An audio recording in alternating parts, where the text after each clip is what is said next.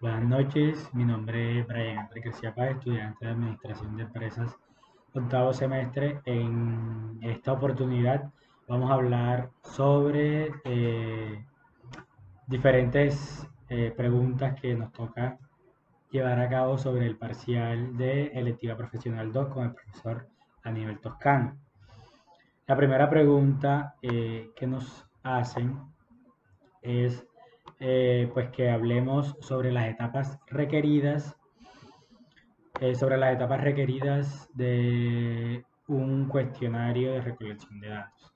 Entonces, pues las etapas requeridas para realizar un diseño de un cuestionario de recolección de datos, en primer lugar está el objetivo del cuestionario, es decir, eh, qué información queremos obtener y para qué queremos realizar este cuestionario. Son estas dos preguntas las cuales debemos realizarnos para saber, para llevar a cabo esta etapa. En este caso, pues debemos tener en cuenta el por qué y el para qué esta información que estamos buscando. De este modo, sabremos el hilo, el norte de la encuesta, del cuestionario, como ya lo dije. Elegir, o sea, otra etapa también es elegir el tipo de cuestionario. Los tipos de cuestionario varían según el enfoque y la forma, es decir, si nuestro trabajo es cualitativo o cuantitativo, pues ya ahí va a variar el modo en el que vayamos a utilizar el tipo de cuestionario. Los tipos de cuestionario que existen, como ya lo dije, va a variar dependiendo al tipo, al enfoque y a la forma de nuestro cuestionario. Algunos de los ejemplos que existen o que están en las entrevistas telefónicas, entrevistas personales, encuestas físicas, encuestas tipo web o vía correo electrónico. Y también es muy necesario saber qué método utilizar para poder gestionarla y llevarla a cabo. La tercera etapa es el diseño de artículos. Se tienen en cuenta aquellos aspectos que de algún modo pueden dar paso a que una respuesta no sea interpretada de la forma correcta. Por eso la manera en cómo hacer la pregunta es esencial. Es decir, aquí debemos tener en cuenta qué aspectos pueden dar paso a una respuesta de lo que nosotros estamos buscando. Es decir, qué información estamos buscando y aquí en esta etapa, en el diseño de artículos, debemos tener en cuenta todos esos aspectos para lo cual queremos buscar o la posible respuesta de la persona encuestada o entrevistada pueda eh, darnos de forma correcta. Como cuarta etapa también tenemos establecer escalas. Hay diferentes tipos de escala, cada una tiene una estructura que se debe analizar, cada una tiene algunas características, es decir, cada una de estas escalas tiene características que van acorde a diferentes pues, escalas y también a diferentes cuestionarios. Entonces es muy importante establecer la escala. Algunas de las escalas que existen son la escala de Likert, escala de comparación, entre otras. Como quinta etapa está el diseño del cuestionario. Es decir, una vez ya tengamos el objetivo claro, hayamos elegido qué tipo de cuestionario, hayamos diseñado los artículos y hayamos establecido una escala, procedemos a diseñar el cuestionario. El formato y el diseño del cuestionario forman parte de una buena investigación de mercado. Entonces, una vez ya tengamos lo anteriormente mencionado, pues procedemos a diseñar el cuestionario teniendo en cuenta las variables, el objetivo de la investigación y diferentes aspectos que se deben tener en cuenta para poder llevar a cabo un buen cuestionario. Una vez ya hayamos diseñado el cuestionario, debemos hacer una prueba previa al cuestionario. ¿Esto para qué? Para lograr verificar la efectividad, pues sí, para lograr verificar pues, la efectividad del cuestionario. Es decir, si este cuestionario realmente me va a servir a mí para buscar la información que quiero. Si este cuestionario está ligado a nuestro objetivo de investigación de mercado que tenemos, Entonces, para esto nos va a servir esta prueba previa y en esto vamos a ver aspectos positivos y negativos, que podemos los positivos pues dejarlos y los negativos buscar la manera de cambiarlos para que vayan acorde con nuestros objetivos. Y finalmente, pues ya después de haber hecho la prueba previa y todo esto que ya hemos mencionado anteriormente, procedemos a la ejecución. En este paso, la idea es incrementar el número de personas que responden al cuestionario. Es decir, una vez ya hayamos hecho la prueba previa, procedemos a aplicar en sí nuestro cuestionario para obtener la información.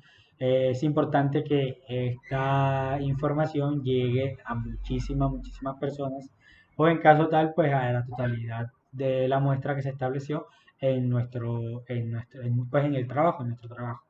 Entonces, a ello hace referencia a la ejecución. Ya es la forma en la que se va a aplicar o la aplicación de este cuestionario que hemos realizado. La segunda pregunta de este examen, de este parcial, es hablar sobre los tipos de escala que se pueden utilizar en los cuestionarios. Como lo mencionaba en una de las etapas de la pregunta anterior, era establecer el tipo de escala. Entonces, en esta pregunta vamos a hablar sobre esos tipos de escala que existen. Está la escala de Likert, que esta nos permite medir actitudes, conocer el grado de conformidad, de satisfacción y satisfacción del encuestado con cualquier afirmación que le propongamos.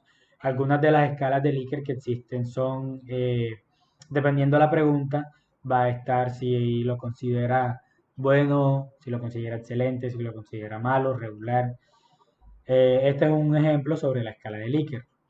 Otra escala que existe dentro de los tipos de escala es la escala de orden de rango, que esto hace referencia a la serie de indicadores y una escala graduada para evaluar pues cada uno de estos rangos. La escala de calificación puede ser numérica, literal, gráfica, descriptiva.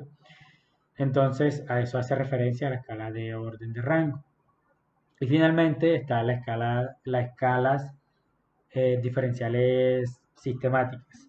Planea un concepto pues, que adquiere significado cuando un signo o palabra puede provocar la respuesta que está asociada al objeto que representa. Es decir, se reacciona ante el objeto simbolizado. Es decir, está un objeto que simboliza X o Y afirmación y están dos palabras en las cuales se va a comparar. Un ejemplo puede ser que esté la palabra eh, muy bueno, rico o pobre, por ejemplo. Entonces, en esta escala diferencial, se va a plantear un número en el cual se va, con respecto a la pregunta o a la característica que están preguntando, se va a dar una valoración, si es muy rico o si es muy pobre. A eso hace referencia la escala diferencial. La tercera pregunta de este parcial, de este examen, es hablar sobre las propiedades de escala que se deben definir al diseñar un cuestionario. En primera medida, pues tenemos lo que es decidir el número de categorías de respuesta. Entonces es importante que tengamos claro cuáles son las opciones de respuesta sobre un ítem. Pueden ser dos o más categorías, entonces es de suma importancia porque de esto pues de allí la variabilidad de las respuestas y lo complejo de la interpretación. Entonces decidir el número de categorías es de suma importancia en este aspecto. Otro también es elegir entre escalas de elección forzada y escalas de libre elección. También está diseñar las categorías de respuesta, etiquetar las categorías de respuesta es otro. También está bueno, como ya mencioné, etiquetar las categorías de respuesta.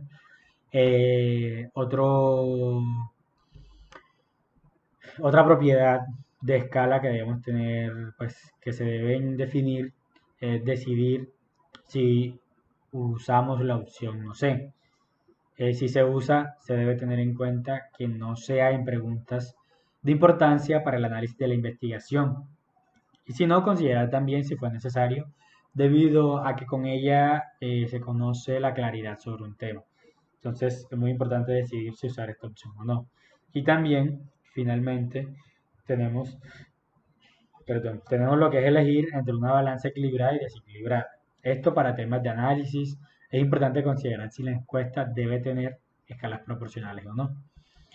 Y finalmente, las 5 consideraciones a tener en cuenta, pues la última pregunta hace referencia a las 5 consideraciones que se deben tener en cuenta en la selección de la muestra al utilizar cuestionarios online en estudios de mercado. Entonces, la primera consideración es que se debe tener en cuenta que tan solo se permiten acceder al colectivo de usuarios reguladores de Internet. Es decir, que solo las personas que tienen acceso a Internet pueden utilizar este tipo de muestreo online, en los cuestionarios online. Entonces, es un poco arriesgado utilizar este tipo de recolección de muestreo porque no va, pues en caso de que nuestra población, nuestra población objetivo de estudio no tenga acceso a computadores, a celulares o a internet, a la web, entonces no se va a poder completar o tener una información adecuada para poder realizar este análisis o este estudio de una forma correcta. Entonces es muy arriesgado porque en este tipo de muestreo online solamente se tiene en cuenta o se considera al colectivo de usuarios de reguladores de Internet.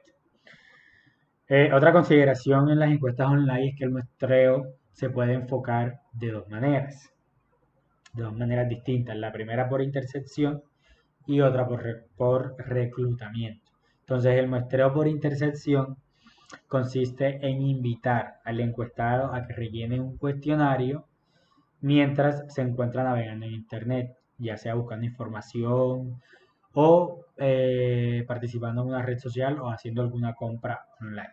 Entonces, estas son las 3 formas por intercepción que se puede realizar este muestreo. También, pues también se debe tener en cuenta, también se debe considerar que en esta encuesta online por intercepción puede dar lugar a muestras no aleatorias de conveniencia.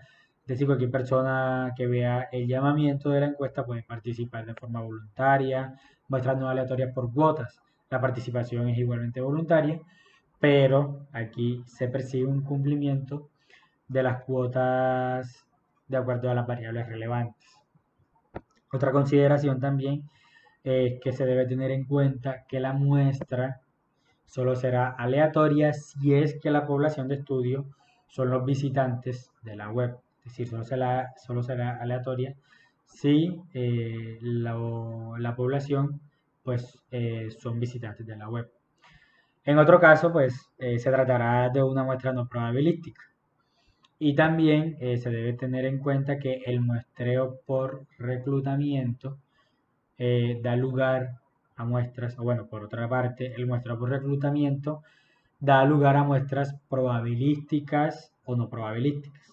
El carácter probabilístico de la muestra será supeditado al grado de representatividad del panel o la lista de encuestados a que se utilice. También a las alternativas de reclutamiento tradicionalmente utilizadas, que son online, por correo, por teléfono, por anuncios insertados en medios impresos o folletos, también por base de datos de clientes o por participación voluntaria. Entonces, pues muchas gracias por la atención.